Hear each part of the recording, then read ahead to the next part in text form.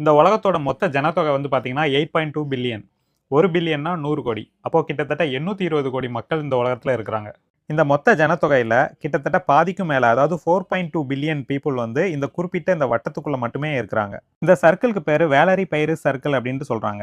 ஏன் அப்படின்னா, கடந்த 2013ல ரெட்டிட் அப்படிங்கிற சமூக வலைதளத்துல வேலரி பைரஸ் அப்படிங்கிற பேர்ல இயங்கின ஒரு நபர் தான் இதை பத்தி வந்து பேசி வைரல் ஆக்குனாரு. அதனால அவரோட பேர்ல இந்த சர்க்கிள் வந்து அழைக்கப்படுது. இந்த வேலரி பைரஸ் சர்க்கிளோட ரேடியஸ், அதாவது ஆரம் வந்து பாத்தீங்கன்னா வெறும் 3300 கிலோமீட்டர் தான். இதோட சென்டர் பாயிண்ட் வந்து பாத்தீங்கன்னா வியட்நாம்ல இருக்கக்கூடிய ஒரு சிட்டியை வந்து மார்க் பண்ணியிருக்கு. இதே சர்க்கிளை யூக்சி சர்க்கிள் அப்படின்ட்டு அழைக்கிறாங்க. ஏன் அப்படின்னா, சைனால இருக்கக்கூடிய யூக்சி அப்படிங்கிற சிட்டியை சென்டரா கொண்டு இந்த சர்க்கிள் இருக்கிறதுனால இதை யூக்சி சர்க்கிள்னு அழைக்கிறாங்க.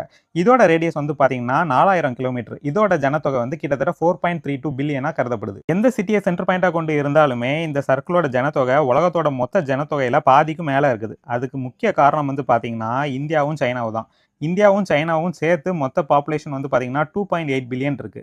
மீதி இருக்கக்கூடிய பாப்புலேஷன் இங்க இருக்கக்கூடிய இந்தோனேஷியா, பங்களாதேஷ், பாகிஸ்தான், அதுக்கப்புறம் மியான்மர், இந்த மாதிரி நாடுகள் எல்லாம் சேர்ந்து கிட்டத்தட்ட 4.1 பில்லியன் வந்து இந்த சர்க்கிளோட ஜனத்தொகையா கருதப்படுது. சர்க்கிள்குள்ள பாத்தீங்கன்னா அதிக பரப்பளவு உள்ள எந்த பெரிய நாடுகளும் இல்லை. India, Bangladesh, Thailand, Vietnam, Malaysia, Indonesia, Pakistan, China, இந்த மாதிரியான நாடுகள்லாம் இருக்குது. இந்த குறிப்பிட்ட சர்க்கிள்குள்ள அதிகமான ஜனத்தொகை இருக்கிறதுக்கு காரணம் என்னன்னு பார்த்தீங்கன்னா, இந்த இடத்துல தான் அதிகமான விவசாய நிலம் இருக்குது.